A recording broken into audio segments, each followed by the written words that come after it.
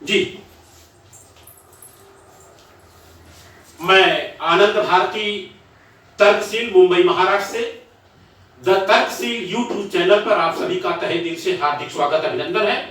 आज मुझे एच.के. भैरवा जी जो बांद्रा में रहते हैं आप उनके यहाँ आने का एक अवसर मिला है और मैं सर यहाँ आने के बाद तो बार बार तो आता हूँ, उसमें कोई शक नहीं है, लेकिन मैंने देखा सारे महापुरुषों का फोटो तो देखने को मौका मिलता है यहाँ, लेकिन जो ये फोटो आपने लगाया सर, ऊपर का फोटो जो है, ये जो फोटो लगा है, ये फोटो हमें देखने के बाद बहुत ही अच्छा लगा क्योंकि इसमें आपने समतावादी महापुरुषों को पूरा आपने पिरो दिया है। क्योंकि ऑलरेडी मैं समतावादी हूं भी और समतावादी विचारधारा पर काम भी कर रहा हूं और यहां आने के बाद इस तस्वीर को बनाने का मेन मकसद क्या है सर और यहां लगाने का मकसद क्या है उसके बारे में जानना चाहूंगा सर, क्योंकि आपने जो ये तस्वीर में जिन जिन लोगों को इसमें पिरोया है मैं देख रहा हूं 100% ये लोग समतावादी विचारधारा के रहे हैं। तो मैं सर जानना चाहूंगा कि सर ये कैलेंडर के बारे में बताएं सर। देखिए, मेरा ये मानना है कि चित्र से चरित्र बनता है। दो तरह के चित्र घरों में रहते हैं, एक धार्मिक चित्र रहते हैं और दूसरे जिस तरीके से हमने ये सभी महापुरुषों के जो समतावादी महापुरुष हैं उनको एक जगह सबको इकट्ठा करके एक कैलेंडर का रूप दिया है, आइकॉन का रूप दिया है। तो इस चित्र ये लोकतांत्रिक चरित्र वाले महापुरुषों का चित्र है। तो जैसा कि चित्र से चरित्र बनता है, यदि आपके घर में धार्मिक चित्र लगेंगे तो आपके पूरे परिवार का जो चरित्र है वो धार्मिक बन जाएगा जी। और धर्म का रास्ता आपको मंदिर की तरफ ले जाता है और मंदिर इस देश के लोगों को, जहां तक मेरा मानना है, कि अपमान और शोषण के अलावा कुछ नहीं देता। जबकि ये लोकतांत्रिक महापुरुषों का चित्र है, ये जब घर में लगेगा तो आपका चरित्र लोकतांत्रिक बनेगा और लोकतंत्र आपको स्कूल की तरफ ले जाता है और स्कूल आपके हाथ में कलम पकड़ाता है और उस कलम से आपके अंदर सही और गलत चीज को जानने की क्षमता पैदा होती है। जब आप सही और गलत चीज को जानोगे तो गलत को छोड़ दोगे और सही को जानोगे। इस बात को ध्यान में रखते हुए मैंने अपने घर में उन सभी समतावादी, ममतावादी और आदर्शवादी महापुरुषों का चित्र लगाया है जो हमें सही रास्ते पर ले जाता है। यही इस चित्र के पीछे मेरी समझ है। सर मैं एक चीज और जानना चाहूंगा आपसे, क्योंकि समता के साथ साथ आप ममता की भी बात करते हैं, तो सर ज्यादा नहीं एक आधा मिनट में जानना चाहूंगा, राष्ट्रमाता सावित्रीबाई फुले जो भारत की प्रथम शिक्षिका महिला रही हैं, उनके बारे में, ममता के बारे में आप क्या बताना चाहेंगे? क्योंकि शिक्षा की देवी रही, उसमें कोई शक नहीं है, लेकिन ममता की जब चर्चा करते हैं तो ममता के बारे में मैं जानना चाहूंगा आपके मुखारबिंद से, क्योंकि अगर ममता की देवी कैसे? देखिए, सावित्रीबाई फुले का जो सही डेजिग्नेशन है वो केवल ममता ही नहीं है जी। मेरी नजर में वो ममता की देवी है जी, वो शिक्षा की देवी है जी, वो समता की देवी है। इसलिए हमारी नजर में वो सही मायने में राष्ट्रमाता है। अब वो ममता की देवी कैसे है जी? क्योंकि उनके जमाने में विधवा जो महिलाएं थी, विधवा हो जाती थी, उनकी शादी नहीं होती थी। तो एक काशी बाई नाम की एक ब्राह्मण महिला थी जी, उसके कोख में एक अवैध बच्चा पल जाता है। वो मरने के लिए जा रही थी। उस औरत को माता सावित्रीबाई फुले अपने घर पर लेकर आई जी, उसका प्रसव करवाया।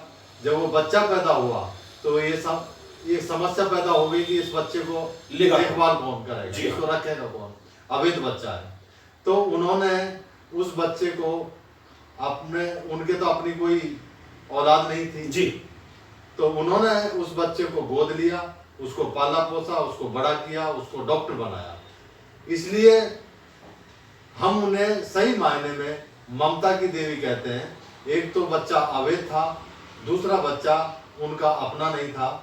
इसलिए सही मायने में अगर ममता जिसको कहें, अपने बच्चे को तो सभी पालते हैं जी हाँ, लेकिन उन्होंने एक अवैध बच्चे को और दूसरे के बच्चे को उन्होंने पाल पोस कर बड़ा किया। इसलिए हम उन्हें ममता की देवी भी मानते हैं। शिक्षा की देवी की बात करें तो शूद्रों को और महिलाओं को जी धर्म की मान्यताओं के हिसाब से पढ़ने का अधिकार नहीं था, यानी पढ़ना एक पाप माना जाता था जी। तो उन्होंने उस जमाने में समाज का विरोध सहते हुए शूद्रों को और महिलाओं को स्वयं पढ़ी और स्कूल खोले और उनको शिक्षा की तरफ उन्हें आकर्षित किया। इसलिए हम उन्हें शिक्षा की देवी भी कहते हैं। तीसरी बात, समता की देवी जी। समता की देवी इसलिए हम उनको कहते हैं, एक उस जमाने में एक प्लेग की बीमारी चल रही थी। जी जी जी 1897 की बात है जी। तो एक महार का बच्चा जो अछूत बच्चा था, और जिसको अंग्रेजी में अनटचेबल बोलते जी हैं, जी, वो उस बीमारी से तड़प रहा था। उस बच्चे को उन्होंने अपनी पीठ पर लादा और लाद कर घर पर लाई, उसका इलाज करवाया। वो अछूत जो बीमारी थी और अछूत ही वो बच्चा था, वो प्लेग की बीमारी माता सावित्रीबाई को लग गई, उसकी वजह से उनका देहांत हो गया। इसलिए हम कह सकते हैं कि माता सावित्रीबाई फुले एक समतावादी महिला थी, समतावादी महानायिका थी।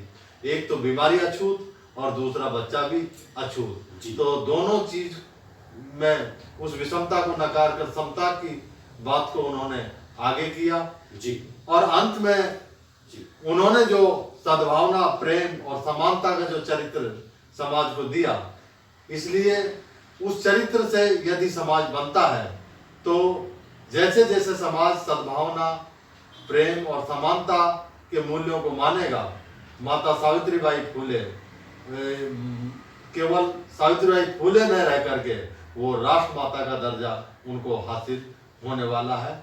इसलिए हम माता सावित्रीबाई फुले का हमने इस चित्र में उनको भी स्थान दिया। जी जी जी।